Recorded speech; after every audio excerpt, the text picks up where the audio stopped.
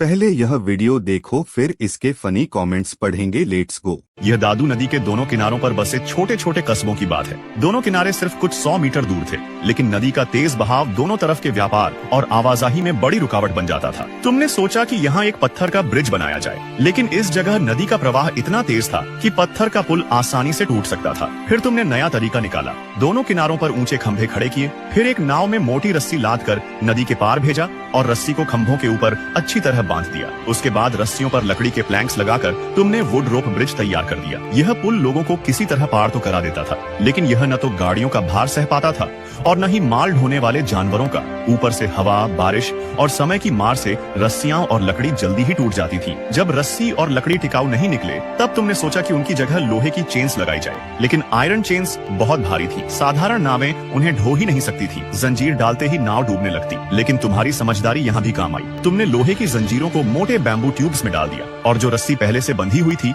उसी की मदद से बैम्बू ट्यूब्स को नदी के पार खींच दिया। इस तरह भारी जंजीरें आसानी से दूसरी तरफ पहुंच गईं। अब पुल का मुख्य स्ट्रक्चर तैयार हो चुका था। पुल के दोनों सिरों पर तुमने पत्थरों से मजबूत ब्रिज हाउसेस बनाए। लकड़ी के खंभे सड़ जाते थे, इसलिए तुमने उनकी जगह लोहे के सपोर्ट पिलर्स लगा दिए। तुमने जमीन में आड़ी दिशा में और लंबी दिशा में पिलर्स गाड़ दिए। इसके बाद तुमने सभी लोहे की जंजीरों को इन एंकर पाइल से इतनी मजबूती से जोड़ दिया कि पूरा पुल दोनों तरफ की पहाड़ियों का हिस्सा जैसा मजबूत बन गया। अंत में तुमने जंजीरों पर लकड़ी के तख्ते बिछाए और इस तरह बधाई हो, तुमने ऐतिहासिक चेन ब्रिज का निर्माण कर लिया।